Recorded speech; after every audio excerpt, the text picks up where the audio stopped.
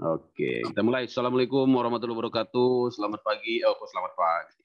Selamat sore, teman-teman mahasiswa dimanapun berada. Ya, kita berjumpa lagi di kuliah ya, online ini, ya, di pertemuan kelima tentang ilmu negara. Ya, saya kira ini pertemuan yang sangat penting karena kita akan bahas dua bahasan yang sangat penting yang sangat terkait juga dengan perkuliahan hukum, ya, yaitu bahasan di slide nomor 9 ya tentang kedaulatan dan di slide nomor 10 tentang konstitusi ya.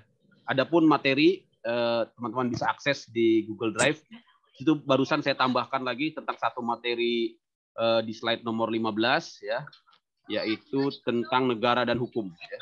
Negara dan hukum dan juga tentang nanti kaitannya dengan bagaimana kebijakan negara di dalam ya menjamin keberlangsungan negara.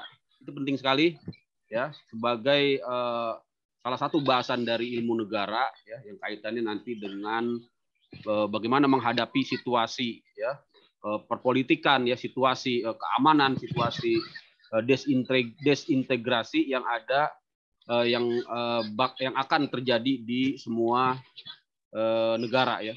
Jadi nanti di slide nomor 15 Bapak-bapak, Ibu-ibu bisa lihat ada tambahan baru dari saya. Mengapa saya tambahkan satu? Karena kebetulan kemarin ya di kelas yang lain ada satu mahasiswa bertanya tentang hal itu. Ya, saya rasa itu penting untuk saya tambahkan ya. Nanti mungkin kalau ada kesempatan kita bahas ya. Jadi pertanyaannya tentang bagaimana ilmu negara ya, teori-teori kenegaraan menyikapi tentang adanya ya kasus-kasus misalnya kasus di Papua ya, adanya desintegrasi, adanya konflik ya, dan itu merupakan bagian dari bahasan ilmu negara juga ya, bahasan dari ilmu negara. Saya sudah sampaikan di slide nomor 15, slide yang terakhir tentang bahasan negara dan hukum. Itu teman-teman nanti bisa lihat. Kemudian saya juga tambahkan di Google Drive ya materi tentang konstitusi ya, dari bentuk PDF. Itu saya ambil dari terbitannya Mahkamah Konstitusi yang ditulis oleh Profesor Jimli ya, Prof Jimli, tentang implikasi perubahan Undang-Undang Dasar 1945 terhadap pembangunan hukum nasional. Saya kira itu sangat penting sekali. Memang isinya ya kalau saya lihat support ya ataupun dukungan terhadap perubahan amandemen ya Undang-Undang Dasar 1945 itu salah satu versi yang dikeluarkan oleh Mahkamah Konstitusi secara resmi. Tentunya itu menjadi catatan teman-teman semua ya, memperkaya khasanah literatur teman-teman semua di bidang konstitusi. Selain itu tentunya saya ini caranya meng-unmute gimana ya? Ini ada suara-suara masuk. Tombolnya mana sih? Mute all. Ini mute all ya. Oke, yang mau itu silakan ya, di-unmute aja nggak apa-apa. Tapi tadi sepertinya nggak sengaja kepencet. Yoga baru hadir ya, ini ketua kelas kita ya, yang berjasa sekali ya mengirimkan pesan-pesan ya ke seluruh penjuru Indonesia ya, bahkan mungkin ke luar negeri sekarang ya, PT Pos ya.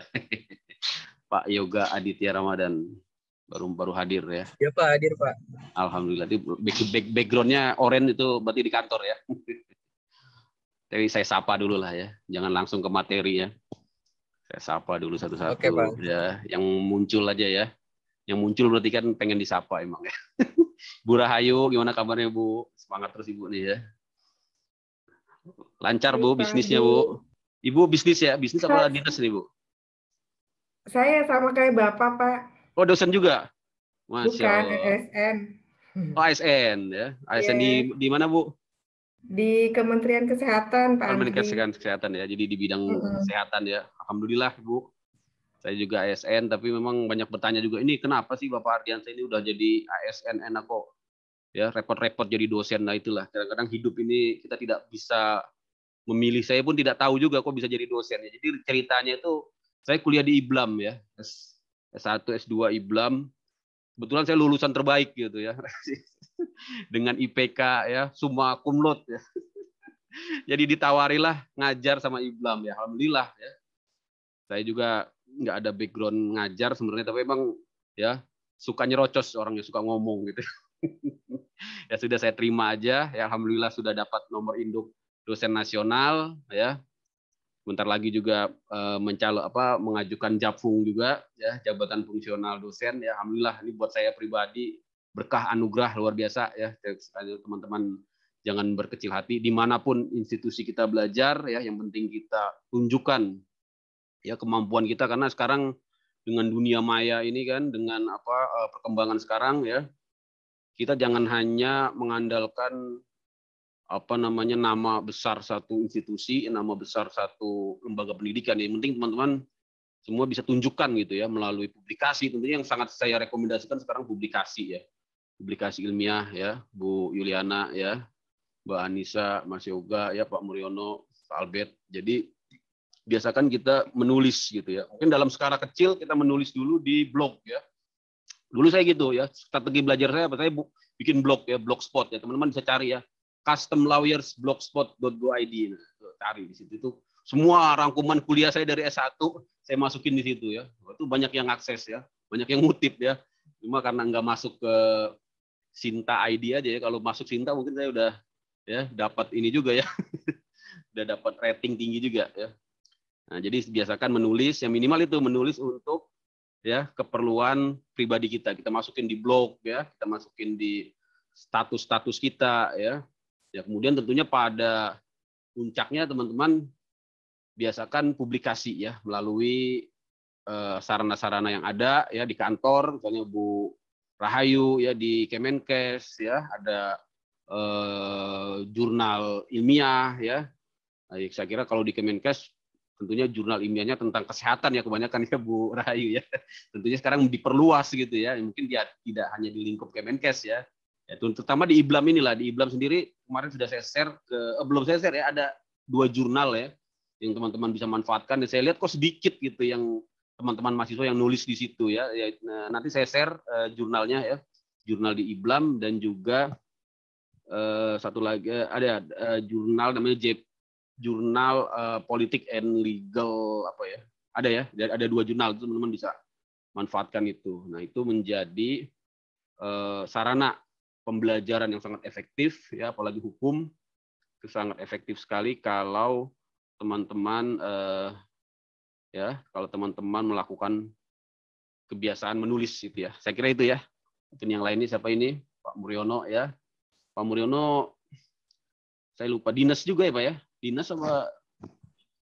apa kemarin ya? Konsultan makanan, Pak. Konsultan makanan, oh iya ingat ya. Jadi konsultan ini makanan. Ya, paling penting sekali di dalam hidup kita ya, kebutuhan ya, makan gitu ya, fisik ya, disebut juga sebagai physical intelligence gitu ya Pak Muryono ya. Karena itu yang paling penting ya, mensana and corpore sano ya, di dalam tubuh yang sehat ya. Corporisan ya, nggak ada corporisanonya. Ini ya.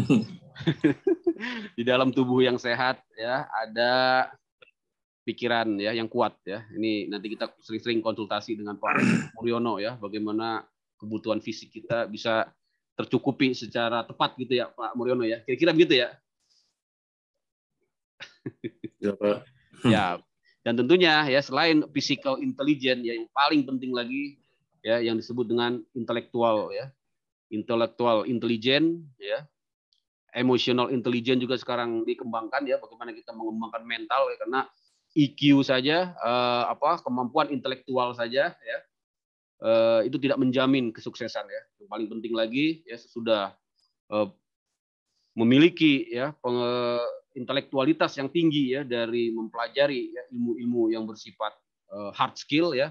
Nah, kita sebagai manusia pembelajar ya, saya katakan manusia pembelajar karena ini saya lihat ya, walaupun ya sudah senior tapi semangat belajarnya luar biasa. Jadi teman-teman ini semua manusia pembelajar ya, karena dengan belajar ini tadi ya, dari segi emosional, dari segi intelektual kita ya terpenuhi, karena ini salah satu kebutuhan dasar manusia ya. Kalau Maslow ya, kalau saya ingat Maslow siapa ya, saya lupa ya, dulu dapat pelajaran itu di bangku SMA. Kemudian yang terakhir adalah kita juga mengembangkan segi emotional quotation, EQ ya. Jadi bagaimana emosi itu kaitannya juga dengan sosial ya. Kita mengembangkan diri di bidang sosial ya, berkontribusi terhadap masyarakat ya. Yang terakhir ya, yang sekarang ini juga sedang menjadi ramai ya, ataupun menjadi tren ya, menjadi puncak ya dari sebuah pengembangan diri yang disebut dengan spiritual ya, quotient ya, quotient ya, SQ ya, atau juga disebut sebagai spiritual intelligence lah gitu ya. Karena memang akhirnya disadari ya, manusia itu ya mau tidak mau ya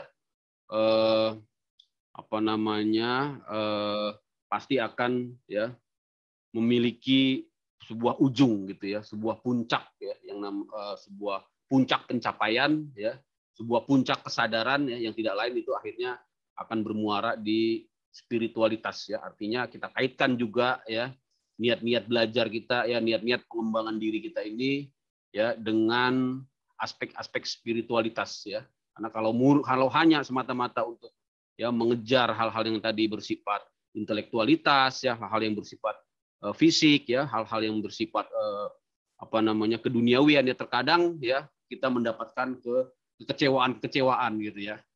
Tapi kalau kita niatkan ya untuk meningkatkan manfaat kita sebagai manusia ya, karena puncak tadi ya dari manifestasi spiritualitas manusia adalah bagaimana dia bisa bermanfaat untuk orang banyak. Saya kira itu ya, ini mohon izin nih agak sedikit mengingatkan diri saya pribadi terutama ya, karena memang bisa saja ya ini menjadi lemah saya sendiri ya, karena kesibukan yang terkadang juga menyita waktu saya. Tapi kalau saya ingat akan tujuan itu gitu, kadang-kadang itu semangat itu kembali muncul gitu ya, Bapak Ibu teman-teman sekalian.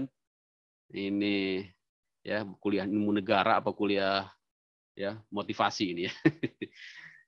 Baik, beberapa tadi sudah saya sebut namanya ya, nanti akan kita abadikan di dalam screenshot ya, tapi nanti aja. Pak Adi MKH sudah mohon izin ya, silahkan bergabung ya. Yang lainnya Pak Sulis ya, Mbak Aira, Pak Krisdianto ya, Fikri Maulidina ya. Oke ya, jadi kembali saya ingatkan materi ada di Google Drive. Saya share dulu tentang Google Drive-nya ya. Di mana dia? Nah ini ya.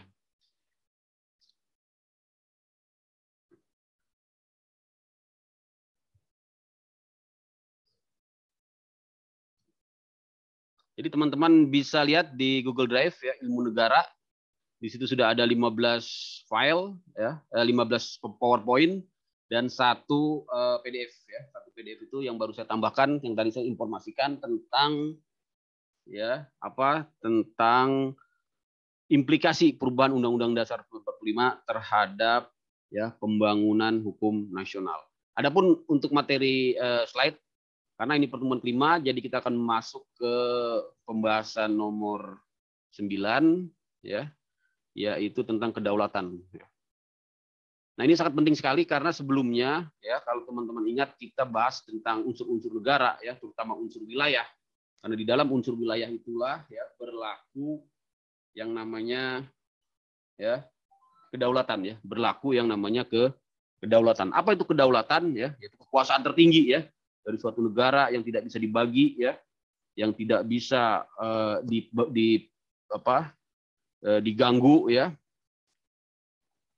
yang memiliki kekuatan ya, mengikat ya, kekuatan memaksa untuk melakukan penegakan hukum. Itulah kedaulatan ya, disebut juga sovereignty. Ya, kemarin kita sudah bahas di unsur-unsur negara, terutama di unsur wilayah ya, bahwa kedaulatan itu ternyata ya, kalau kita bicara kedaulatan di laut ya, di situ mengalami yang namanya ya, dapat saya katakan benturan ya, benturan kedaulatan. Kenapa dikatakan benturan kedaulatan? Ya, karena di situ tidak bebas ya, tidak murni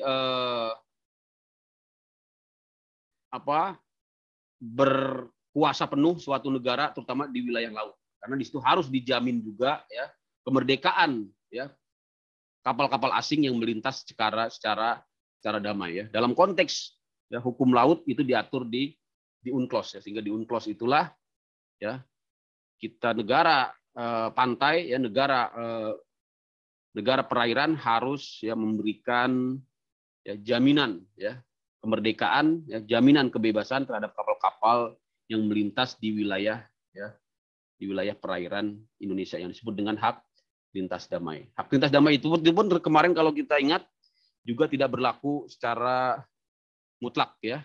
Tidak berlaku secara mutlak. Kenapa? Karena kapal-kapal yang melintas di wilayah NKRI termasuk di wilayah perairan negara-negara lain itu dibatasi oleh 11 ya, ada 11 larangan ya yang juga sudah dicantumkan di dalam ya undang-undang wilayah negara Indonesia. Itu ya teman-teman, kemarin Mas Jun dari ya Mas Jun, saya ingat tuh ya, mana Mas Jun? Nah ini ada ya. Zun Najmi juga sudah menambahkan ya kaitannya dengan masalah ya hukum laut ya. Nanti bisa kita bahas lebih dalam lagi ya di hukum laut ya. Hukum laut saya kira masuk ke dalam salah satu mata kuliah khusus ya. Hukum angkutan laut ya. Kalau dulu hukum angkutan laut. Itu juga mungkin nanti akan kita bahas juga secara mendalam kaitannya dengan ya wilayah ya negara khususnya wilayah laut juga teman-teman akan dapatkan di mata kuliah hukum internasional ya. Nah, untuk kedaulatan yang akan kita bahas di pertemuan ini adalah teori-teori ya, kembali masih teori-teori ya, tapi teori-teori ini ya lagi-lagi saya katakan akan sangat bermakna ya, akan sangat powerful ya, akan sangat bermanfaat sekali ya ketika kita bisa menggunakannya ya terutama nanti dalam konteks ya membangun argumentasi hukum ya. Argumentasi hukum ini dapat kita susun ya, dapat kita lakukan ya, dapat kita pakai ya untuk pembuatan dokumen-dokumen hukum ya ataupun untuk proses-proses ya beracara di pengadilan. Pembuatan dokumen-dokumen hukum itu misalnya adalah pembuatan ya surat-surat menyurat terkait dengan gugatan ya ataupun jawaban-jawaban atas gugatan ya ataupun dokumen-dokumen hukum yang terkait dengan ya tentunya pembuatan ya legal text ya misalnya bagaimana ya perancangan peraturan perundang-undangan ya itu biasanya ya naskah akademisnya dibuat dulu ya, misalnya kita hendak menyusun sebuah peraturan menteri ya mungkin Kementerian Kesehatan ya menggunakan adagium ilmu negara juga ya, bagaimana tujuan negara ya, bagaimana teori-teori kenegaraan bisa kita pakai ya, bisa kita manfaatkan ya di ya pembuatan legal text ya dalam bentuk peraturan perundang-undangan itu ya teman-teman ya. Nah, untuk kedaulatan negara ini ya kemarin sudah saya jelaskan saya kira ya beberapa kali, teman-teman juga bisa akses di YouTube saya ya. Itu minimal ada 5 ya teori kedaulatan Tuhan, ada 5 teori kedaulatan, dan 5 teori kedaulatan inilah ya yang kemudian melahirkan ya bentuk-bentuk negara ya yang berkembang di seluruh dunia ya. Tadi saya sampaikan kedaulatan itu tidak lain adalah kekuasaan tertinggi ya. Kekuasaan tertinggi. Ya. Kemudian apalagi kedaulatan juga bersifat tunggal ya, tidak dapat dibagi ya, abadi dan asli ya. Tapi itu tadi ya, itu secara teori ya. Tapi nanti pada de facto-nya ya, pada faktanya ya, memang kita menemukan ya apalagi di era globalisasi sekarang ya, di era globalisasi ya, dan juga perkembangan ya hukum internasional terutama ya, memang dapat dikatakan bahkan tidak ada ya satupun negara di dunia ini yang benar-benar berdaulat ya. Artinya setiap negara sekarang ini terikat ya kepada ya batasan-batasan yang ada di dalam hukum internasional, sehingga negara tidak dapat lagi mengatasnamakan ya kedaulatannya untuk berbuat semaunya ya, untuk berbuat melanggar, terutama pelanggaran terhadap hak asasi manusia ya. Misalnya kita ya mengenal di dalam sejarah termasuk juga di dalam hukum internasional bagaimana ya negara ya dipertanggungjawabkan gitu ya di ya ranah hukum internasional ya terhadap ya tindakan-tindakan yang dianggap ya melanggar ya kedaulatan, baik itu kedaulatan negara lain ya, karena masing-masing negara kan memiliki kedaulatan ya, atau justru termasuk melanggar ya yang disebut dengan ya prinsip-prinsip ya hukum di negara beradab ya, atau bahasa Inggrisnya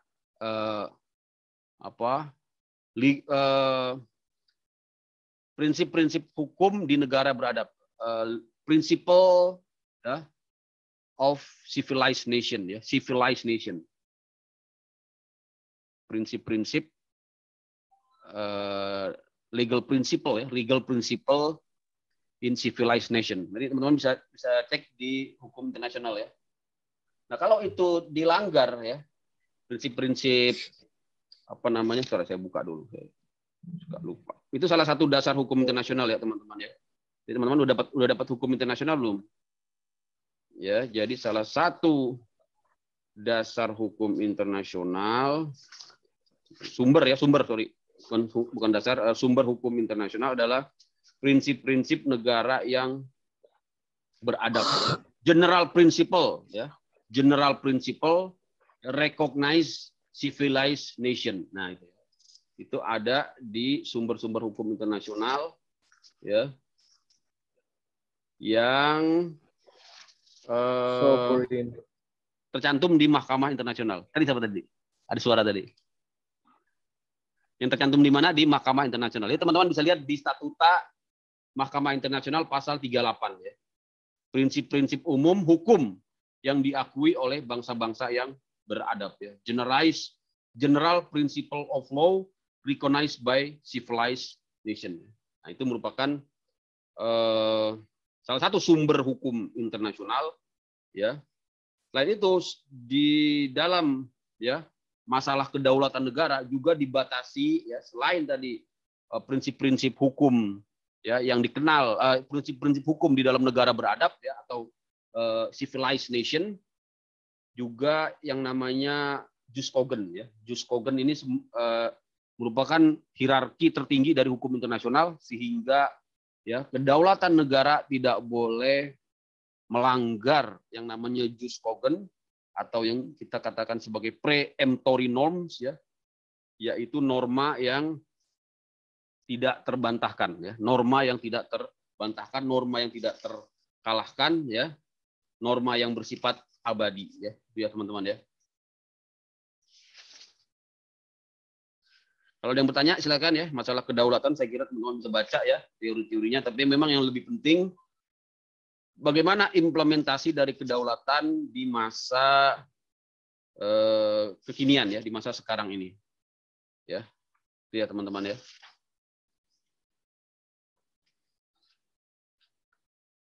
Apalagi? Nah, ini jenis-jenis kedaulatan ya, kedaulatan Tuhan artinya memang mendasarkan kepada teori-teori ketuhanan ya.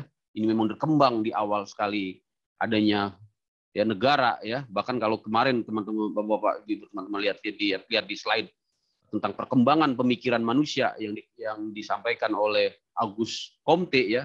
Karena memang negara ini merupakan kumpulan dari manusia ya, maka perkembangan negara pun selaras dengan perkembangan pemikiran manusia ya. Ketika di awal-awal ya muncul negara-negara ketuhanan ya, artinya ya mendasarkan kedaulatannya kepada pembenaran teologis ya, pembenaran religius ya, teologis, maka di pemikiran manusia juga pada saat itu memang ya, yang disebutkan di Auguste Comte pada saat itu di benua Eropa terutama, karena kita mengambil contoh sampel perkembangan di Eropa mengalami masa-masa yang disebut dengan teori kedaulatan Tuhan. Kemudian teori kedaulatan Tuhan ini berkembang menjadi teori kedaulatan raja, namun demikian masih ya menggunakan juga sebenarnya basis pemikiran dari teori kedaulatan Tuhan. Karena di sini disebutkan misalnya ya menurut di teori kedaulatan raja, menurut Marsilius ya, kekuasaan tertinggi negara ada pada raja. Mengapa raja memiliki kekuasaan tertinggi? Di sini juga masih menggunakan pemikiran teologis ya, karena raja sebagai wakil Tuhan ya, raja sebagai wakil Tuhan yang melaksanakan kedaulatan di dunia. Oleh sebab itu raja berkuasa mutlak. Inilah teori pembenaran kedaulatan raja dan juga teori kedaulatan Tuhan yang kemudian berakhir ya, kalau kita lihat di sejarahnya bangsa Eropa ya, berakhir sampai dengan zaman revolusi ya, revolusi. Zaman Renaissance ya. Nah, yang paling fundamental tentunya ya dari perkembangan teori kedaulatan ini adalah dengan adanya Bapak Ilmu Negara George Jelinek yang mencetuskan ya bukan Tuhan, bukan pula raja, tapi negara. Jadi memang fokusnya Jelinek ini di kedaulatan itu ya dari negara itu sendiri ya, termasuk adanya hukum ya juga karena negara ya. Tanpa negara tidak ada hukum ya. Nah, ini ya teman-teman, yang mungkin kita bisa resapi definisi ini dari Jelinek. Kemudian Jelinek juga mengatakan negara sebagai satu-satunya sumber hukum ya. Oleh sebab itu kekuasaan tertinggi harus dimiliki oleh negara. Ini kondisi pada awal-awal ya dikembangkannya ilmu negara oleh George Jelinek yang kita tahu sebagai Bapak Ilmu Negara ya. Tentunya pemikiran ini berdasarkan ya pada pemahaman beliau pada kondisi tersebut ya. Tapi kembali tadi ya, kalau kita kaitkan dengan kondisi kekinian, dengan perkembangan globalisasi, dengan perkembangan hak asasi manusia ya, dengan perkembangan hukum internasional ya, maka memang tadi teori-teori kedaulatan ini sekarang sudah jauh lebih berkembang ya, terutama ya ketika dilihat hierarkinya ya, dilihat kekuatannya ya, dilihat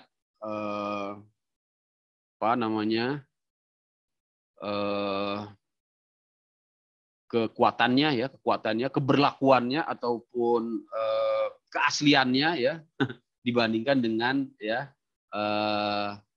norma-norma hukum internasional yang tadi saya sebutkan, misalnya Jus Cogens ya, yaitu norma yang paling tinggi ya, misalnya norma tentang Jus Cogens itu apa sih? Misalnya prinsip non intervention ya, non intervention. Jadi tidak boleh ada negara yang melakukan non aggression ya.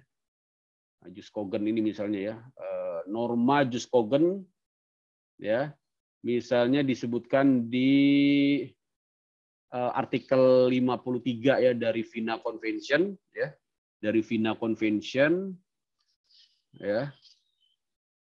Di situ juga menunjukkan ya larangan-larangan yang bersifat Jus Cogens, misalnya larangan agresi ya, atau prinsip non aggression. Jadi sebenarnya ya tidak boleh suatu negara mengagresi negara lain dengan prinsip-prinsip kedaulatannya. Tapi walaupun ini ya banyak sekali dilanggar ya teman-teman ya, banyak sekali dilanggar ya.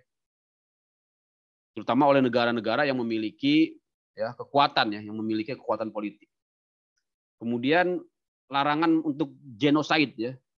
Karena genocide ini bertentangan tentunya dengan tadi prinsip-prinsip kemanusiaan ya, prinsip-prinsip negara yang beradab ya, civilized nation tadi ya. Kemudian juga ya termasuk di dalam contoh sumber-sumber hukum ya yang menjadi rezim Jus Cogens ini adalah crime against humanity ya. Jadi memang hak asasi manusia ini ya yang senantiasa dijadikan sebagai kekuatan sumber hukum ya, ataupun perlindungan hukum ya yang sangat diutamakan ya di dalam hukum internasional, sehingga tidak boleh kedaulatan negara kemudian menjadi justifikasi, ya, menjadi pembenaran atas adanya ya agresi, ya, genocide, ya, crimes against humanity, ya, termasuk juga war crimes, ya, kejahatan perang, ya, termasuk juga slavery, ya, perbudakan. Itulah yang kemudian apabila itu terjadi di suatu negara dan negara sebagai pelakunya, ya, maka di sini teori kedaulatan negara ini, ya, kalau tadi dikaitkan dengan, ya, hukum internasional yang sebenarnya belum masuk ke sana teman-teman, tapi ini saya perluas saja, nggak apa-apa pembahasannya, maka dapat saya katakan, ya, maka di sini, ya, terdapat apa namanya, hierarki, ya, artinya tunduk, ya, tunduknya kedaulatan negara, ya, secara normatif, ya, secara normatif berdasarkan tadi, ya, berdasarkan bahasan-bahasan yang bersifat normatif tadi, ya. Tapi memang kalau secara politik, ya, secara sosiologis, ya, kita bisa melihat kondisi yang sebaliknya, gitu, ya. Hukum internasional sepertinya tidak berfaedah, ya, tidak apa namanya, tidak berdiri, gitu, ya, ketika berhadapan dengan, ya, kekuatan-kekuatan besar yang superpower, ya, dari negara-negara yang melakukan, ya, hal-hal tadi, ya. Misalnya kita lihat, ya, bagaimana, ya, kejadian-kejadian di belahan, ya, dunia timur, ya, ataupun di barat, gitu, ya. Misalnya ketika Rusia, ya, mencaplok, mengagresi, ya, Crimea, ya, alasannya, ya, dengan mengedepankan pembenaran-pembenaran, gitu, ya, yang juga menjadi sebenarnya pelanggaran, ya, tapi menurut si pelakunya adalah sebuah pembenaran. Saya kira itu yang intinya teman-teman harus paham, ya, bahwa masalah kedaulatan ini sekarang menjadi cukup pelik, gitu, ya, kalau dikaitkan dengan tadi itu, ya, bagaimana adanya juga tanggung jawab, ya, negara di dalam melaksanakan, ya, prinsip-prinsip hukum internasional yang disebut dengan jus cogens, ya. Jadi sekarang sudah tahu, ya, ada yang namanya jus cogens, ya. Biasanya mungkin, ya, taunya, ya, jus alpukat aja, ya. Jus alpukat, jus melon, ya. Sekarang ada lagi jus baru, ya, yang itu ternyata, ya, luar biasa, ya, menjadi, ya, pegangan, ya, para, ya, tokoh-tokoh hukum, ya, nasional maupun internasional yang disebut dengan jus cogens, ya, teman-teman, ya. Kalau ada yang tanya silakan, ya, biar seru, ya. Ini sepi-sepi aja nih. Teori kedaulatan hukum. Nah, ini juga berkembang lagi, ya, karena pemikiran manusia tadi berkembang, yang tadinya dari pemikiran yang bersifat teologis, kemudian berkembang menjadi pemikiran yang bersifat apa tadi metafisis, ya. Metafisis itu sebenarnya jembatan antara teologis, ya, dengan pemikiran yang berikutnya, ya, yang ke arah kepada pemikiran di era modern ini yang memang nanti, ya, sudah meninggalkan, ya, pemikiran-pemikiran yang teologis itu yang kita lihat memang terjadi di benua Eropa, ya, pada saat itu. Kemudian teori kedaulatan hukum ini dipelopori oleh siapa? Oleh von Savigny, ya. Savigny, ya. Ini bagaimana cara pelevelannya? Mungkin ada yang bisa membenarkan, ya. Yang menyatakan bahwa hukum timbul bersama-sama dengan kesadaran dari masyarakat. Jadi sebenarnya hukum itu, ya, mengapa dia dikatakan berdaulat secara hukum? Karena hukum itu timbul dari kesadaran dari masyarakat. Jadi ketika mengatakan bahwa kedaulatan hukum itu merupakan kekuasaan tertinggi, ya, dari negara itu berdaulat karena adanya hukum, gitu, ya. Adanya hukum. Hukum itu berasal dari mana? Berasal dari kesadaran masyarakat, ya. Maka di sini, ya, berlakunya hukum seharusnya berlepas dari kemauan negara. Artinya berlepas dari kekuasaan, ya. Dalam pengertian terlepas dari kekuasaan negara ini, maksudnya adalah kekuasaan pemerintah, gitu, ya, kekuasaan penguasa, ya, karena yang hakikatnya, ya, hukum itu lahir dari kesadaran masyarakat, ya, lahir dari kesadaran masyarakat. Ini mengandung apa namanya teori perjanjian juga, ya, kalau kita nanti kaitkan juga dengan teori perjanjian. Jadi semakin kekinian maka, ya, kedaulatan ini, ya, teori yang berkembang adalah teori-teori yang berbasis, ya, kepada, ya, hukum, ya, kepada teori-teori hukum. Tadi sudah ada teori kedaulatan hukum, tapi belum menjelaskan, ya, belum mendetilkan, ya, seperti apa yang disebut dengan hukum berdasarkan apa tadi berdasarkan kesadaran masyarakat. Nah, di sini di teori kedaulatan rakyat sudah lebih didetilkan lagi, ya, sudah lebih dijelaskan, dipertajam lagi oleh para tokoh-tokoh yang mendukung teori ini, ya, seperti misalnya Immanuel Kant, ya. Jadi di sini menggunakan teori kedaulatan rakyat, ya. Artinya apa? Artinya prinsipnya adalah cara atau sistem bagaimana memecahkan suatu soal menurut cara atau sistem tertentu yang memenuhi kehendak umum. Jadi intinya memang di sini menggunakan basis Vox Populi, ya, apa? Vox Populi, Vox Dei itu, ya. Suara rakyat adalah suara Tuhan, ya. Karena cerminan dari, ya, apa, kedaulatan itu adalah suara rakyat, ya. Suara rakyat. Kebebasan, ya. Tujuan negara juga dikaitkan di sini dengan tujuan negara. Tujuan negara adalah untuk menegakkan hukum dan menjamin kebebasan, ya, para warga negaranya. Kebebasan di sini maksudnya adalah kebebasan dalam batas-batas perundang-undangan. Tapi kembali tentunya, ya, teori kedaulatan rakyat ini juga tadi masih dalam, ya, pengaruh ataupun perkembangan dari teori kedaulatan hukum, ya, maka memang dikatakan bahwa kebebasan rakyat, kebebasan warga negara tetap, ya, harus dalam batas-batas hukum, ya, dalam batas-batas perundang-undangan. Sedangkan undang-undang sendiri, ya, di sini, ya, yang membuat adalah rakyat itu sendiri. Ya, jika undang-undang adalah merupakan penjelmaan dari kehendak rakyat, ya, jadi secara teori kedaulatan rakyat, rakyatlah yang memiliki kekuasaan tertinggi dan berdaulat dalam negara. Inilah yang kemudian banyak dianut, ya, sampai dengan sekarang ini tentang teori kedaulatan negara, ya. Jadi apa? Kedaulatan adalah kekuasaan penuh, ya, untuk mengatur wilayah negara tanpa campur tangan dari pemerintah negara lain, ya, gitu, ya. Kemudian dari mana pemerintah tersebut memperoleh kedaulatan? Nah, inilah yang coba dijelaskan dengan 5 teori yang barusan kita bahas. Teori kedaulatan Tuhan, teori kedaulatan rakyat, teori kedaulatan negara, dan teori kedaulatan hukum. Ini masing-masing teori masih ada penjelasannya lagi, dan tokoh-tokohnya nanti teman-teman bisa baca, saya kira, ya. Nah, khusus untuk teori kedaulatan rakyat atau demokrasi, ini secara sejarah teman-teman bisa catat, ini merupakan, ya, aduh, kok baterainya ini, ya, bentar, ya, baterainya low, bentar, baterainya low, kurang kenceng ini. Bentar, ya,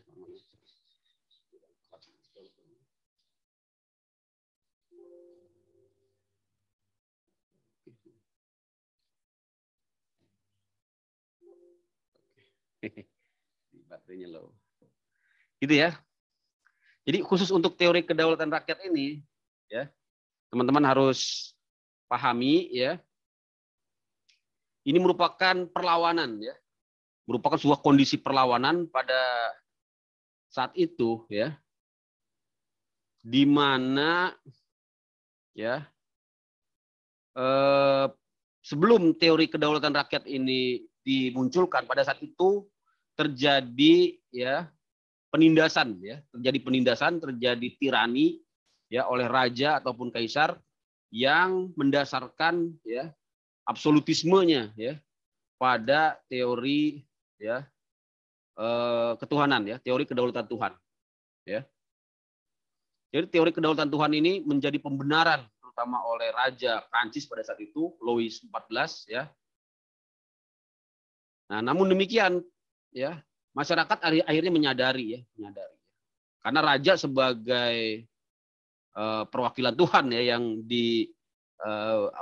pada saat itu dicetuskan, ya, dalam teori kedaulatan rakyat, seharusnya memerintah rakyat dengan adil, ya, karena memang Tuhan itu maha adil, Tuhan itu maha pengasih, makanya kok ini rajanya bengis, gitu, ya. Kok rajanya lalim, gitu, ya. Kalau memang wakil Tuhan, masyarakat pada saat itu mempertanyakan, gitu, ya. Raja seharusnya memerintah rakyat dengan adil, ya, jujur, baik hati, ya, sesuai dengan kehendak Tuhan, gitu, ya. Jadi jangan gara-gara menggunakan pembenaran Tuhan, ya, justru kelakuannya berbeda dengan kelakuan Tuhan, dengan sifat-sifat Tuhan, gitu, ya. Namun kenyataannya raja, ya, bertindak dengan sewenang-wenang terhadap rakyat, ya. Itu yang terjadi, ya, teman-teman, ya. raja bertindak sewenang-wenang terhadap rakyat ya, dengan menggunakan ya pembenaran teori ketuhanan ya.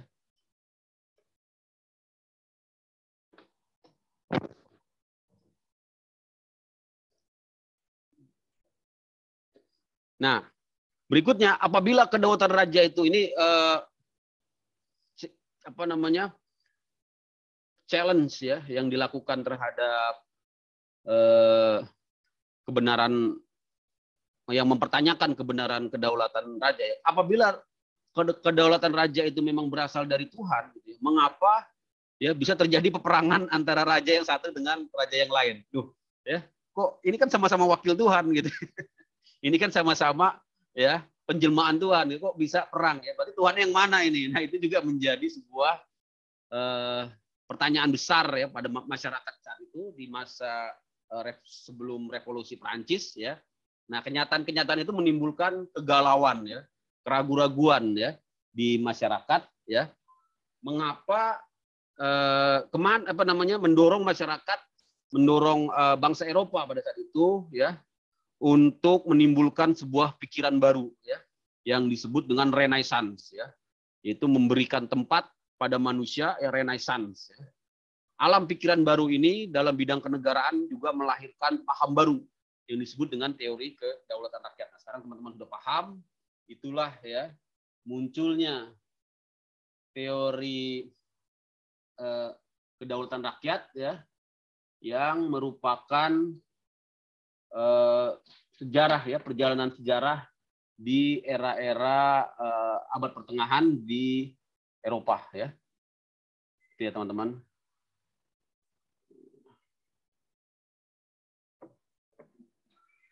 Berikutnya, paham ini kemudian mendapat ya reaksi ya, mendapat reaksi.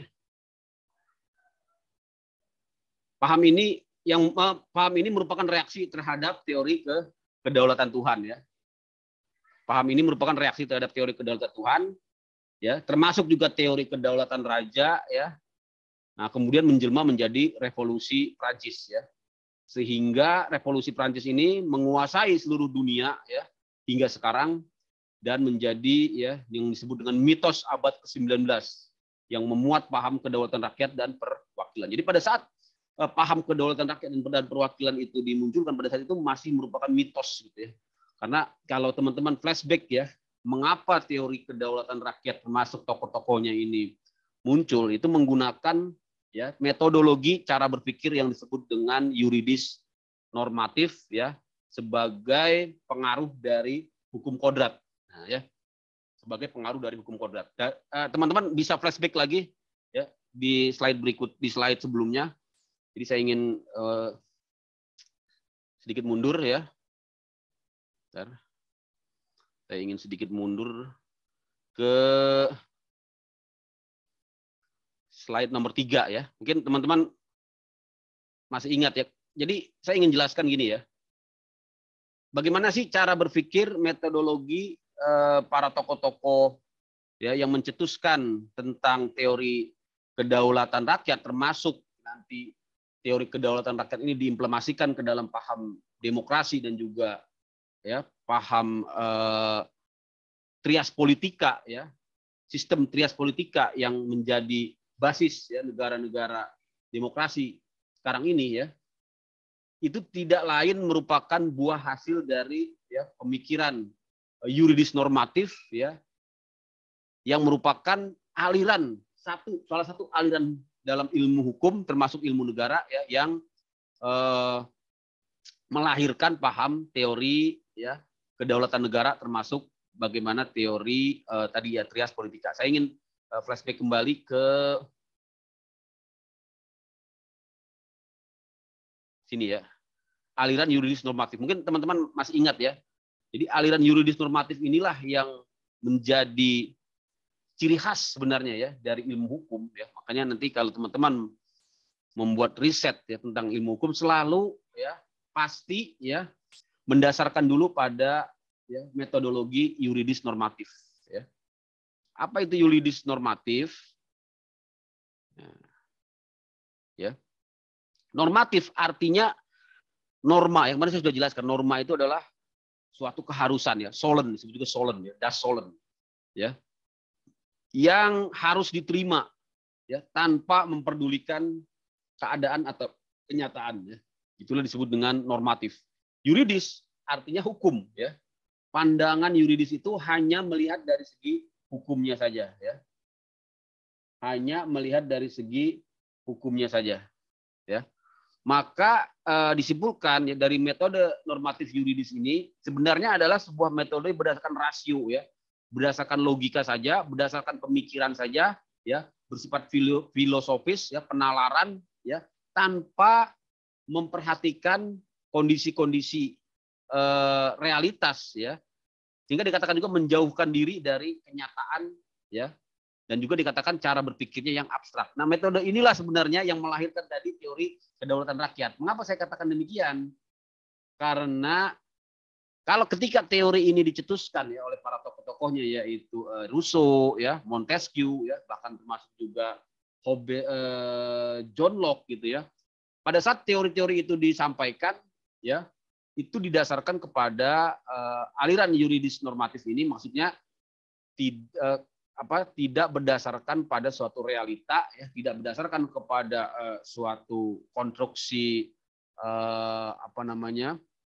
pengalaman empiris, tapi tadi ya lebih kepada hal-hal yang bersifat logika dan rasio. Ya, ini seperti itu ya. Jadi kalau kemarin di slide nomor 3 ini, ya, ini ingin kembali saya jelaskan lagi maksudnya apa?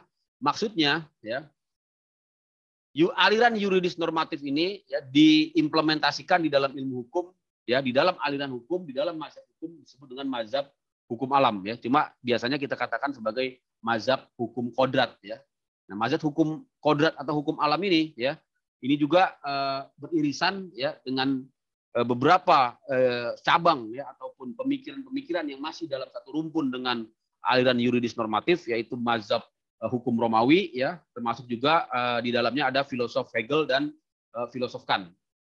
Nah, dalam perjalanan sejarah hukum kodrat ini ya teman-teman, itu panjang sekali, dimulai dari zaman Yunani ya, yang dia yaitu kaum Stoa, termasuk juga ajaran-ajarannya Thomas Aquino ya, yang menggunakan ya teori-teori ketuhanan ya, mengambil dari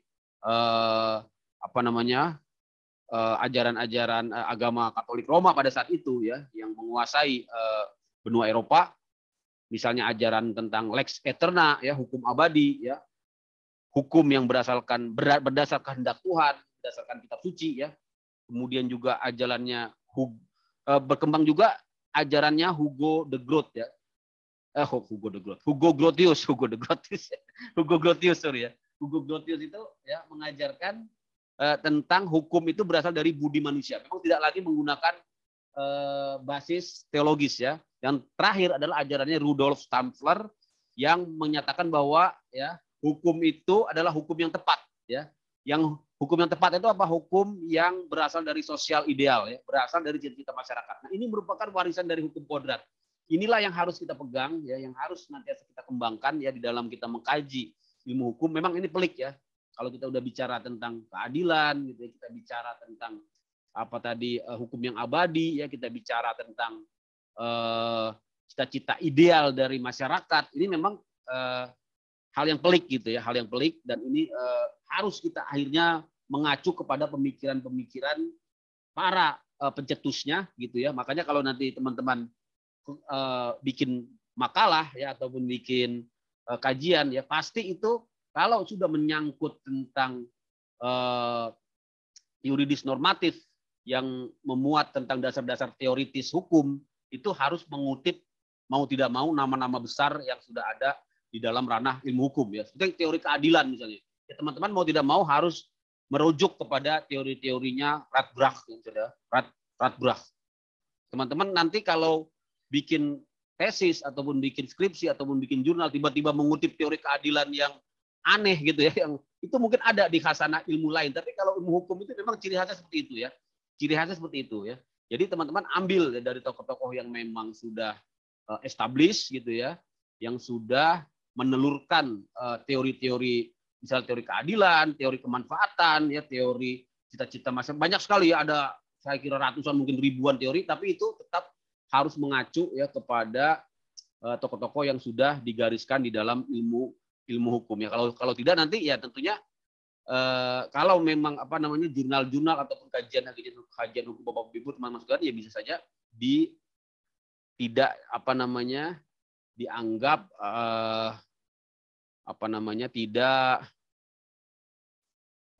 ya bisa dengan mudah dikesampingkan lah gitu ya, dikesampingkan karena dianggap aneh ataupun dianggap tidak umum gitu ya di dalam sebuah kajian yuridis normatif di bidang hukum gitu ya teman-teman ya. Jadi seperti itu.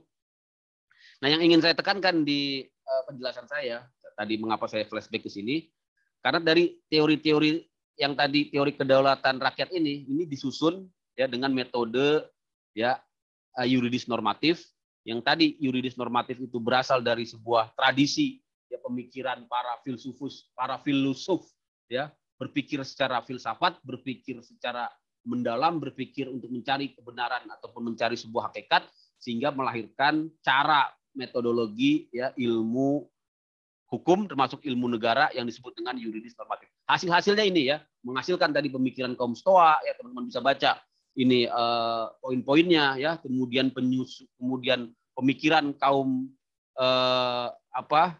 Stoa ya, kaum Stoa itu tadi di Yunani, kemudian juga pemikiran hukum kodrat ya. Hukum kodrat ini tadi suatu bagian dari suatu mazhab sistem hukum ya.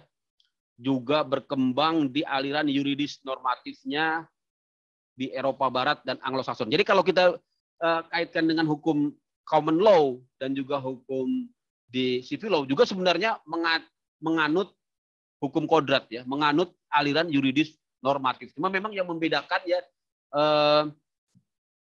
sumber hukumnya saja ya, yang membedakan sumber hukum. Jadi antara aliran sistem hukum common law Anglo-Saxon ya yang ada di negara Eropa Barat juga mengambil cara berpikir dari hukum kodrat, juga mengambil cara berpikir yuridis normatif ya. Cuma memang tadi ya bedanya kalau di hukum Anglo-Saxon itu atau di hukum common law, mereka itu tidak menunggu dulu norma-norma itu harus publikasi, harus dikodifikasi ya, harus harus dipositifering ya atau dituliskan ke dalam suatu peraturan undang-undangan. Mereka ya langsung ya menggunakan putusan-putusan pengadilan sebagai sumber hukum, sehingga memang di tradisi Anglo-Saxon ya, di tradisi common law itu tidak menjadikan peraturan undang-undangan atau kodifikasi hukum sebagai sumber hukum ya utama ya. Makanya tradisi kodifikasi ini lebih banyak berkembang di hukum civil law ya, yang itu berasal dari warisan Romawi ya. Jadi nggak apa-apa ya saya flashback. Nah, jadi apa intinya? Intinya hukum kodrat ini meninggalkan warisan besar di dalam ilmu negara ya, berupa hak asasi. Jadi prinsip-prinsip hak asasi ya juga salah satunya sebagai warisan besar dari paham yuridis normatif ya. Karena bisa jadi kalau paham yuridis, aliran cara berpandang yuridis normatif ini tidak kita pertahankan gitu ya, tidak kita kembangkan ya bisa terjadi degradasi gitu ya pemikiran, bisa terjadi degradasi hukum ya. Ya bisa saja nanti hak asasi manusia yang harusnya tadi merupakan jus cogen ya, pemikiran perlindungan hukum tertinggi ya terhadap di dalam ranah ilmu hukum ya, ini bisa saja menjadi tergerus gitu ya teman-teman ya. Jadi warisannya ini sangat besar sekali ya. Nah, termasuk ya produk ya hasil dari aliran yuridis normatif atau hukum kodrat ini ya terhadap ilmu negara, juga dipakainya ya aliran ini untuk menghalalkan ya ataupun membenarkan kekuasaan ya dari absolutisme raja ya. Jadi sebenarnya ya dapat dipakai ya, misalnya ketika ajaran kaisarismus ya menghalalkan kekuasaan raja, tapi ada tapinya di sini ya. Ada tapinya. Mengapa ajaran kaisarismus yang merupakan bagian dari hukum kodrat, yang merupakan bagian dari cara pandang yuridis normatif ini ya membenarkan kekuasaan penuh kaisar? Di sini kita harus lihat penjelasannya, tidak lain karena adanya ya suatu anggapan ya, suatu kondisi ya, suatu syarat gitu ya. Syaratnya itu apa? Raja dapat berkuasa penuh ya, dapat berdaulat penuh ya, dapat berkuasa secara absolut ya. Kenapa? Karena di sini adanya suatu anggapan, adanya suatu prakondisi ya, di mana terjadi penyerahan kekuasaan dari rakyat kepada kaisar ya, meliputi ya seluruh kekuasaan yang ada pada rakyat, sehingga rakyat habis kekuasaannya ya, dan rajalah satu-satunya pihak yang berkuasa ya, sehingga dibenarkan kekuasaan raja. Nah, yang menjadi catatan di sini, ketika teori kaisarismus ini membenarkan ya kekuasaan raja, itu sebenarnya ya karena adanya ya peristiwa ya, walaupun peristiwa ini merupakan peristiwa imajiner gitu ya, imajiner, yaitu penyerahan kekuasaan dari rakyat kepada raja ya. Nah, itu ya. Nah, jadi kesimpulannya, ajaran kaisarismus ini menunjukkan ya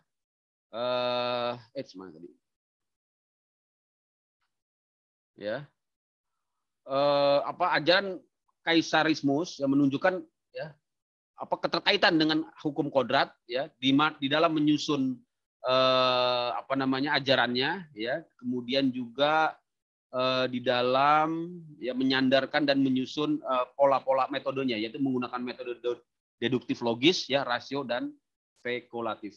Dengan demikian terbukti bahwa pengaruh ajaran hukum kodrat ini terhadap ilmu negara ya, itu ya. Nah, ini yang saya tuju ini sebenarnya. Bagaimana tentang ajaran perjanjian? Tadi kan kita berbicara tentang kedaulatan rakyat ya, dan kedaulatan rakyat itu ya tidak lain dan tidak bukan berasal juga ya dari ya teorinya ya ajaran perjanjian ya, yaitu yang disebut dengan ya status ya sivilis dan status ya naturalis ya. Jadi teman-teman harus catat dua kondisi bernegara, yaitu kondisi status naturalis ya dan status sivilis. Status naturalis adalah kondisi di mana belum timbulnya suatu negara ya, di mana pada saat itu ya masih terjadi kekosongan pemerintahan ya, sehingga ya menimbulkan kondisi anarki ya, karena hak milik ya rawan untuk tidak dilindungi ya, rawan untuk terjadi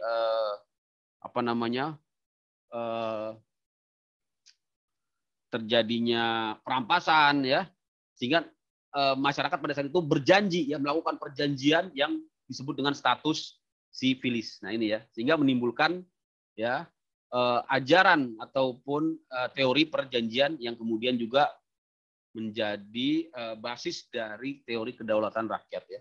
Tokoh-tokohnya ini ada Hobbes ya, ada John Locke dan Rousseau. Nah, kalau kita lihat ketiga tokoh ini ya, di dalam kan menulis teorinya ya, mengapa Hobbes kemudian mendukung teori perjanjian ya, walaupun menggunakan teori perjanjian. Di sini kita lihat ya, ada sebuah teori yang dikemukakan oleh Hobbes ya, bahwa negara ya akan mengalami kekacauan akibat perang ya. Ya. Bisa perang karena agama ya, ataupun perang-perang karena hal-hal lainnya ya di dalam negaranya sendiri. Nah, satu-satunya jalan keluar, maka raja harus memerintah secara absolut. Nah, inilah yang menjadikan pembenaran absolutisme. Jadi kalau kita lihat ajarannya Hobbes ketika dia membenarkan absolutisme, memang pada saat itu ya dibutuhkan suatu absolutisme ya, karena kalau tidak ada absolutisme, tidak ada kekuasaan monarki yang absolut ya, maka negara akan kacau ya. Nah, dari sinilah berangkat kemudian Hobbes mengeluarkan ajaran tentang teori perjanjian dari status naturalis tadi ya, yang dimana status ini menjadikan kondisi yang tidak diharapkan, kemudian berkembang menjadi status ya sivilis ya. Nah, ini ya, sehingga menghalalkan atau membenarkan ya raja memerintah secara absolut. Begitu juga dengan John Locke ya. Nah, bedanya Hobbes dengan John Locke ini ya juga sama-sama menghalalkan atau membenarkan adanya monarki absolut, tapi keabsolutannya terbatas ya. Mengapa?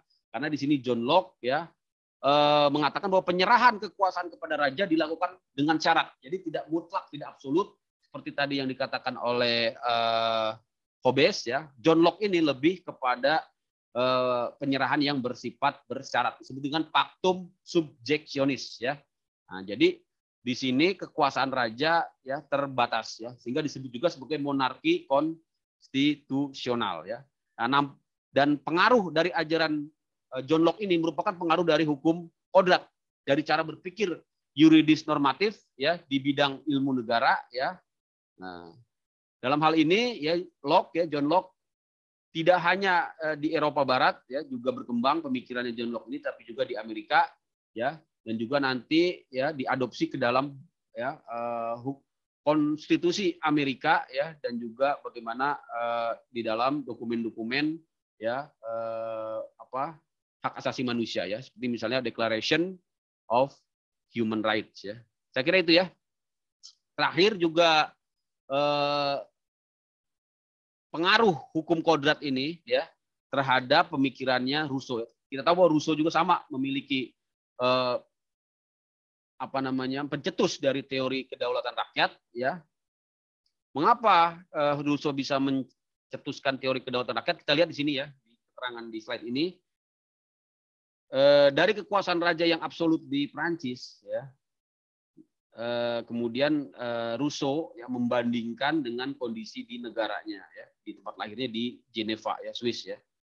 Di Prancis hanya golongan raja saja yang boleh turut campur dalam pemerintahan, sedangkan di Geneva tidak. Timbullah pertanyaan pada diri Rousseau pada saat itu ya, bagaimanakah manusia yang asal mulanya bebas ya, dapat berubah menjadi ya dikuasai oleh pemerintahannya. Itulah ya awal mula metodologi cara berpikir ya, sehingga munculnya nanti teori kedaulatan rakyat yang juga salah satu tokohnya adalah Rousseau ya, dari sebuah pertanyaan ya, pertanyaan yang bersifat filosofis yang sangat mendasar, bagaimana manusia yang awal mulanya bebas kemudian bisa dikuasai oleh pemerintah. Oleh karena itu ia memikirkan ya, dengan cara bagaimana kekuasaan pemerintah terhadap rakyat itu dapat dihalalkan. Dihalalkan ini maksudnya dapat dibenarkan, dapat dijustifikasi. Nah, bagaimana konstruksi cara berpikir Rousseau ya? Jadi di sini ya paham dasarnya adalah bersifat a priori ya. A priori itu apa tadi ya? A priori itu yang bersifat yuridis normatif, artinya ya membentuk suatu norma-norma ataupun suatu gagasan-gagasan yang bersifat ideal ya, tanpa memperhatikan ya, tanpa memandang, tanpa mendasarkannya pada situasi kondisi yang bersifat empiris. Jadi memang bersifat a priori ya. Nah, apa paham a priori pada saat itu oleh pemikiran Rousseau? Yaitu negara itu ada karena adanya perjanjian gitu ya. Perjanjian. Bagaimana konstruksi berpikirnya? Jadi mula-mula manusia itu ya, individu itu hidup secara bebas ya, yang tadi kita disebut juga sebagai status naturalis ya, dan mereka tentunya sudah dibekali dengan hak asasi manusia. Nah, kemudian individu-individu ini mendirikan suatu kolektivitas ya, yang disebut dengan Pactum ya Unionis ya. Pactum apa? Pactum Unionis ya. Apa itu Pactum Unionis?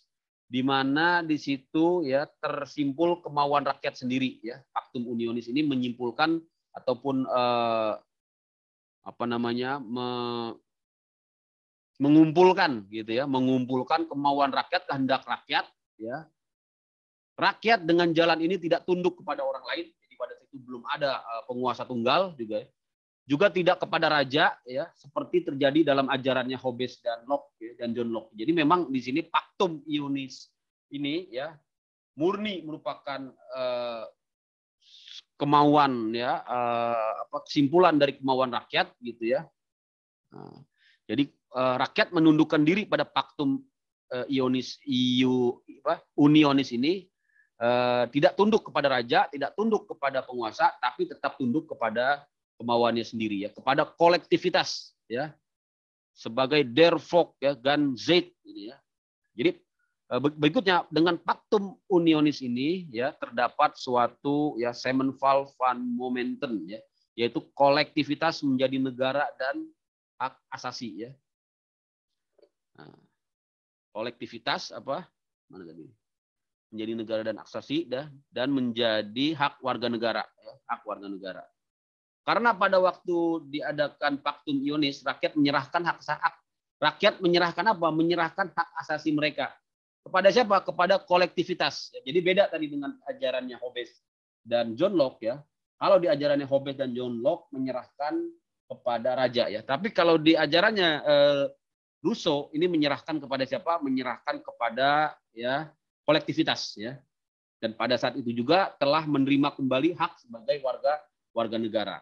Nah itu ya. Jadi memang tidak lagi menggunakan prinsip-prinsip kedaulatan raja di sini ya, tapi sudah murni kepada teori kedaulatan rakyat gitu ya, yang disebut dengan Pactum Unionis ya. Jadi sudah mengesampingkan ataupun tidak lagi menggunakan yang disebut dengan Pactum Subjectionis. Pactum Subjectionis itu yang ada di dalam teorinya Hobbes ya dan John Locke ya. Termasuk juga teorinya monarkomasen ya yang tadi yang sebelumnya ya. Itu ya teman-teman, saya kira memang nih teori-teori yang sebenarnya sangat mendasar ya, tapi kalau teman-teman bisa ya menguasai teori-teori ini ya, tentunya ini menjadi suatu ya bekal ya teoritis yang luar biasa ya, terutama ketika teman-teman nanti ingin melakukan riset ya, termasuk melakukan pembelaan argumentasi. Jadi apa di sini intinya teman-teman? Jadi baik itu ajarannya Hobbes ya, ajarannya John Locke ya, ajarannya Rousseau, termasuk ajarannya Kaisarismus ya, kok nomor komasen sorry ya, Caesarismus ya, itu menggunakan ya aliran, termasuk ke dalam aliran hukum kodrat ya, yang digunakan untuk membatasi kekuasaan ya. Jadi masing-masing aliran ya, masing-masing tokoh tadi ya, kalau kita lihat titik pertemuannya atau benang merahnya ya, linkage-nya ya, tidak lain adanya cara berpikir yang disebut dengan yuridis normatif ya, kemudian ya berada pada satu kesimpulan besar, berada pada satu persamaan, yaitu membatasi kekuasaan. Jadi kalau kita berbicara secara yuridis normatif ya, kalau kita berbicara ya secara hukum yang murni gitu ya, maka memang ya menghendaki adanya pembatasan terhadap kekuasaan. Gitu ya teman-teman. Nah, ini memang kan penjelasan yang sangat panjang dan mungkin agak susah untuk dipahami ya. Nanti kalau teman-teman ingin memahami lebih lanjut ya, silahkan ditonton ulang ya. Silahkan ditonton ulang YouTube-nya ya. Di situ nanti teman-teman renungi ya, mudah-mudahan bisa memahami apa yang saya sampaikan ini. Gimana kira-kira bisa dipahami nggak apa yang saya sampaikan ini? Mungkin agak ini ya, agak berat atau memang ya ngantuk ya. Sore-sore ini Bapak ini ngomong ya masalah teori-teori ya yang apa namanya, yang aneh-aneh gitu ya. Enggak ya. Jadi sebenarnya memang ini sangat dasar sekali teman-teman. Teman-teman bisa gunakan ya tadi ya sebagai basis pembenaran ya, basis teoritis ya, kerangka pemikiran, kerangka filosofis tadi ya, di dalam tentunya ya ketika melakukan ya riset ataupun apa namanya, dalam membentuk sebuah argumentasi hukum ya. Jadi kembali ya, kita kembali ke yang pertama ya apa, tentang kedaulatan ya teman-teman. Jadi kalau dikaitkan tadi dengan pembahasan kita tentang metodologi ya yuridis normatif, sungguhnya teori kedaulatan rakyat termasuk demokrasi ya, itu berangkat dari sebuah pemikiran yuridis normatif ya, yang mendobrak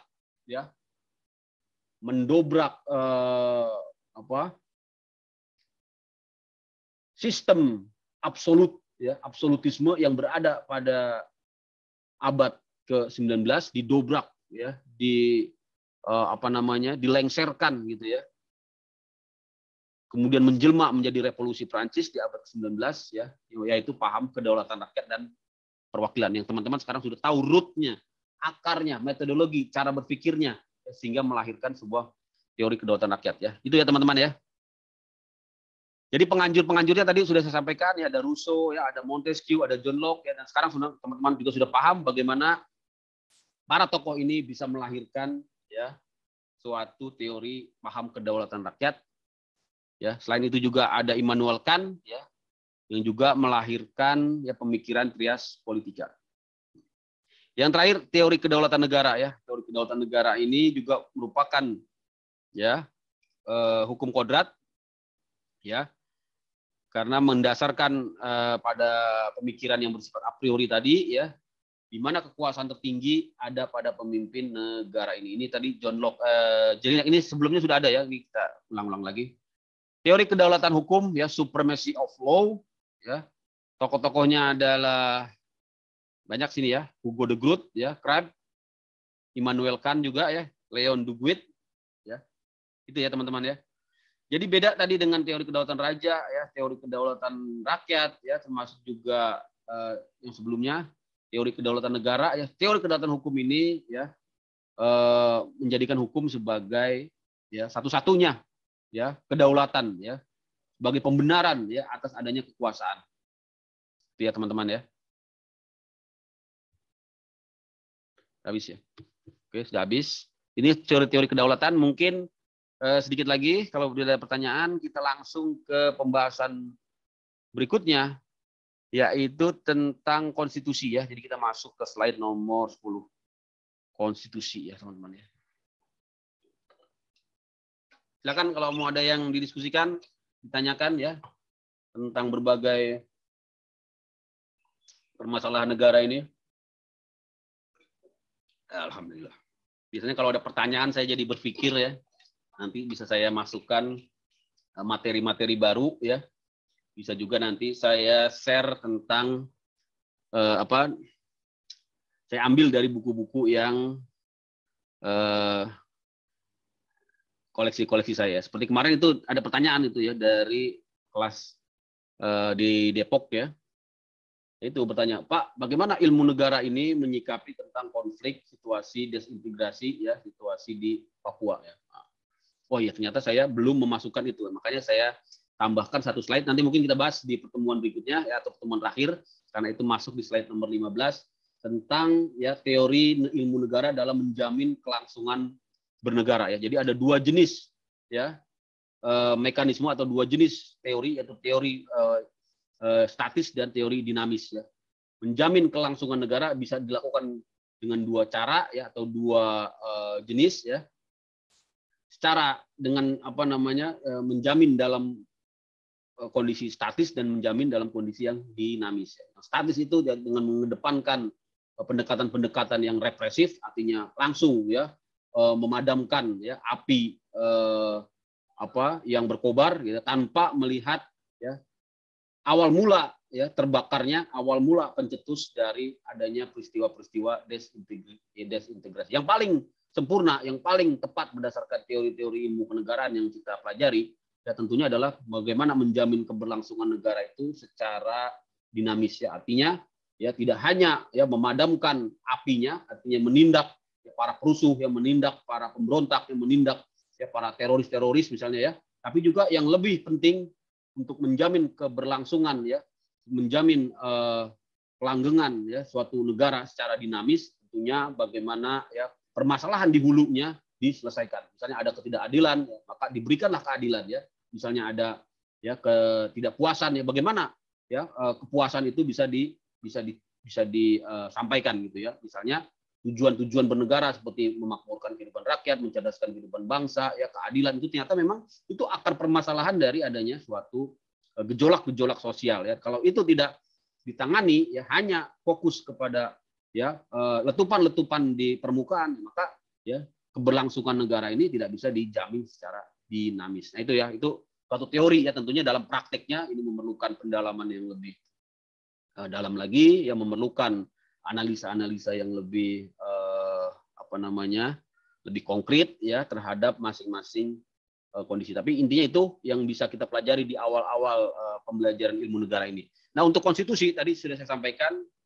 Teman-teman bisa baca di sini ya, di slide. Kalau di slide ini hanya bersifat pengetahuan dasar ya. Artinya hanya melihat dari bentuk-bentuk konstitusi ya. Ada konstitusi tertulis, ada konstitusi tidak tertulis, teman-teman bisa bacalah ya. Kemudian apa yang diatur di dalam konstitusi ya, misalnya ya, hubungan politik, ya, hukum, ya, ekonomi, sosial budaya, pertahanan, ya, hubungan luar negeri, ya. Itu yang diatur di dalam konstitusi, yaitu hal-hal yang bersifat fundamental. Kemudian ada lagi yang disebut dengan formarum, ya, ini banyak sekali istilah. Istilah ini penting, ya, karena ini akan menjadi ciri khas dari teman-teman sudah pernah kuliah hukum, ya, yaitu menguasai istilah-istilah hukum, ya. Jangan sampai, ya, tidak menguasai, ya. Ada istilah yang disebut dengan istilah formarum, yaitu konstitusi menentukan segala bentuk yang ada, ya. Artinya tanpa konstitusi maka tidak muncul lembaga negara, tidak muncul kewenangan, tidak muncul kedaulatan. Inilah, ya, kekhususan, ya, ataupun kekuatan dari sebuah konstitusi sebagai formarum, ya, formarum, ya, yang merumuskan, ya, hal-hal yang bersifat fundamental tadi. Nah, kemudian sesudah adanya formarum ini barulah dibentuk yang namanya norma. Jadi norma, ya, sumber kewenangan, ya, sumber kewenangan, ya, selain yang berasal dari kedaulatan rakyat, artinya turunan dari kedaulatan rakyat itu, ya, menjadi kewenangan-kewenangan yang membentuk nanti, ya, lembaga-lembaga, ya, kekuasaan-kekuasaan, ya, cabang-cabang kekuasaan itu dengan norma-normarum, ya. Ini, ya, teman-teman, ya. Kemudian secara ilmu negara yang kita pelajari di slide ini, yaitu teorinya Hermann Heller, ya, tentang konstitusi. Teman-teman bisa baca lah intinya, ya. Jadi istilah konstitusi itu lebih luas dari sekedar undang-undang dasar, ya, karena undang-undang dasar itu undang-undang tertulis, sedangkan konstitusi itu juga ada yang tidak tertulis, yaitu konstitusi yang memiliki pengertian sosiologis, politis, dan yuridis. Sedangkan undang-undang dasar, ya, hanyalah merupakan bagian dari konstitusi yang tertulis. Jadi yang perlu teman-teman pahami, ya, di sini konstitusi itu lebih luas, ya, lebih luas daripada sekedar undang-undang dasar, ya.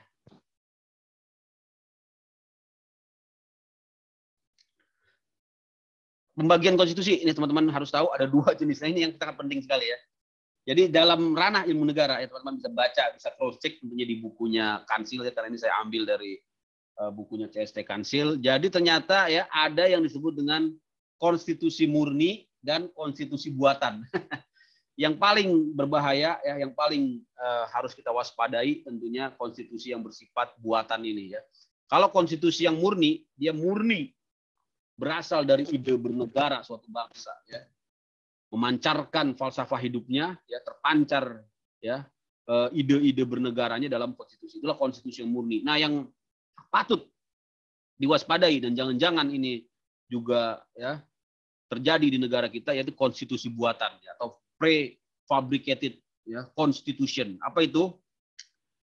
Yaitu konstitusi yang seolah-olah kekuasaannya bersandar pada konstitusi lain, ya. Misalnya negara boneka. Jangan sampai, ya, jadi negara boneka, ya.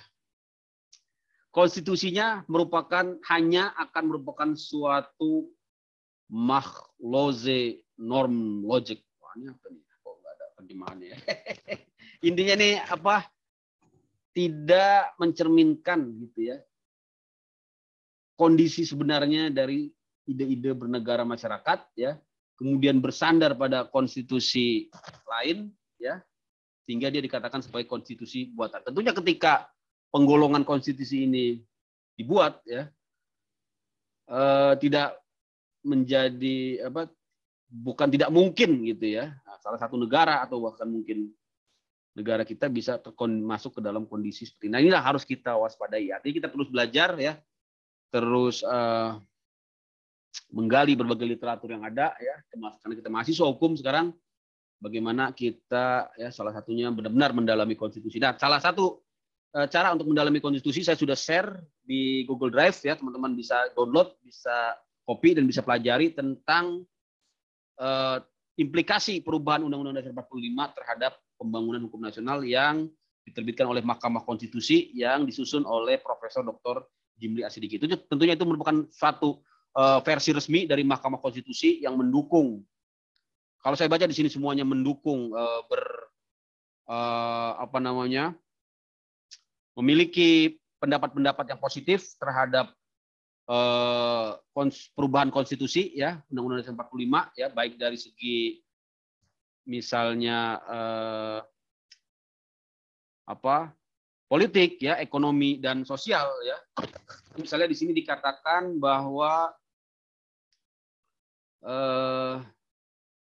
ya, konstitusi ya memuat cita-cita yang dianggap yang akan dicapai dalam pembentukan negara ya, dan prinsip-prinsip dasar ya, gitu ya. Nah,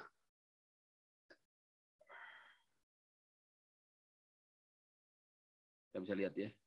Nah, implikasi perubahan Undang-Undang Dasar terhadap pembangunan hukum nasional di sini juga dijelaskan dengan kesimpulan yang mendukung ya, memberikan supporting positif terhadap perubahan amandemen ya, misalnya disampaikan di sini oleh di dalam buku ini ya. Saat ini masih terdapat kecenderungan memahami hukum dan pembangunan hukum secara parsial pada elemen tertentu dan bersifat sektoral. Maka saya sering mengemukakan pentingnya menyusun dan merumuskan konsepsi negara hukum Indonesia sebagai satu kesatuan sistem ya. Kemudian apalagi ya, ini nanti teman-teman akan baca ya, akan baca mungkin nanti di pertemuan berikutnya teman-teman bisa menyampaikan kesimpulan terhadap isi dari buku ini ya. Implikasi perubahan Undang-Undang Dasar terhadap pembangunan hukum di Indonesia ya. Jadi di sini salah satu implikasinya menurut Prof. Jimli ya, adanya peningkatan kapasitas profesional hukum ya. Ya. Kemudian meningkat infrastruktur sistem dan kode etika yang positif gitu ya. Jadi memang ini pembentukan amandemen ini ya, melakukan penataan kelembagaan hukum ya menurut struktur ketatanegaraan Undang-Undang Dasar yang telah berubah ya. Nah, ya.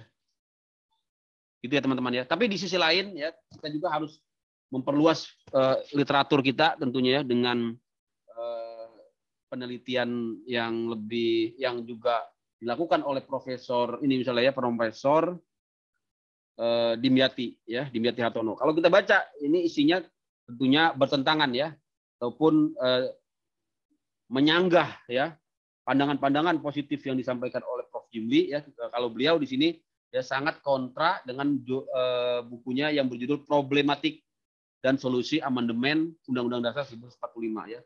Seperti misalnya di sini ya, kalau Prof.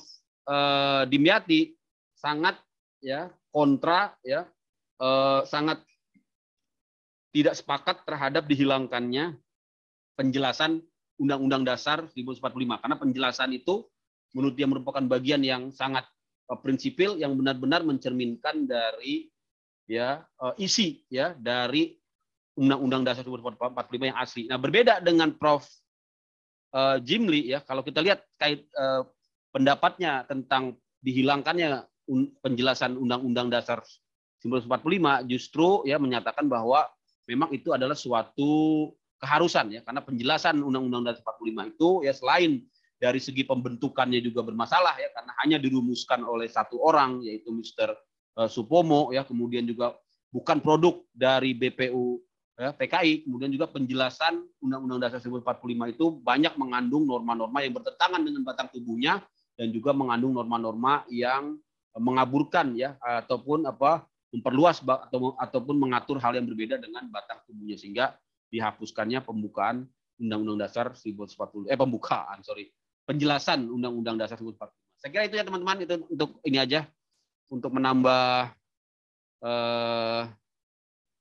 wawasan teman-teman. Jadi silakan teman-teman cari, baca dua buku yang saya rekomendasikan itu. Tapi yang paling penting tentunya versi yang dari Mahkamah Konstitusi, karena itu versi resmi ya, yang harus kita pegang ya, karena Mahkamah Konstitusi merupakan bagian dari lembaga negara yang juga sekarang ya, salah satu keputusannya menjadi keputusan yang sangat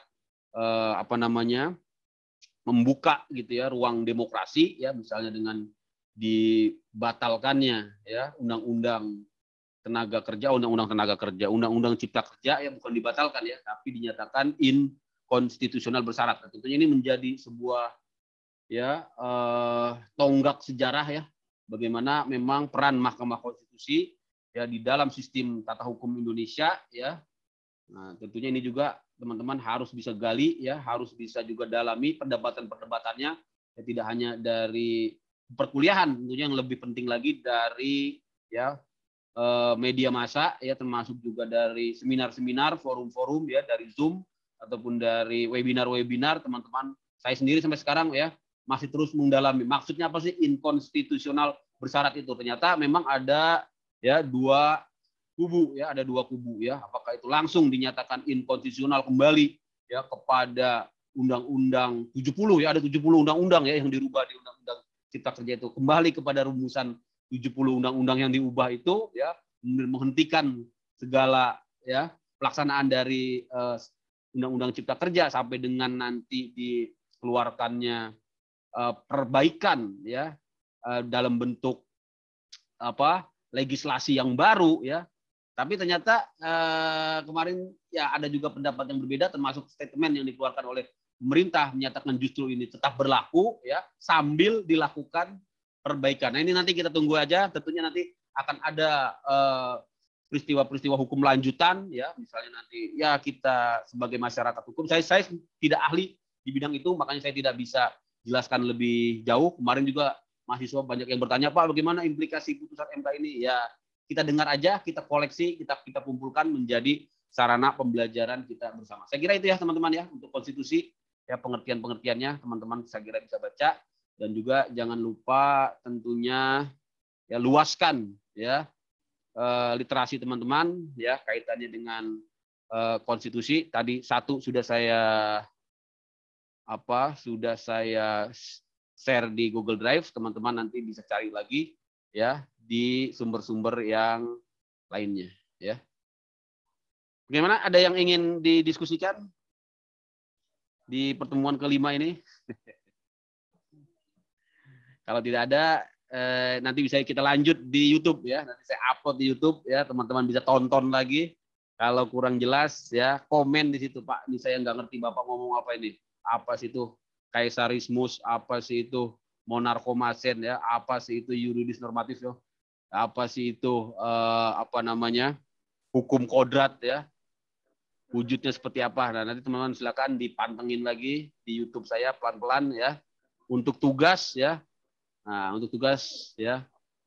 Karena di kampus di kelas yang lain juga saya ngasih tugas ini. Ini ada 30 orang ya. Jadi gini ya, untuk tugas nanti dikumpulkannya nanti aja sampai dengan akhir UAS biasanya ya. Buat kelompok. Pak Albert udah tegang aja kalau tugas.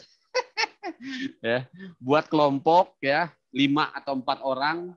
Nanti teman-teman pilih aja ya. Itu ada 15 slide.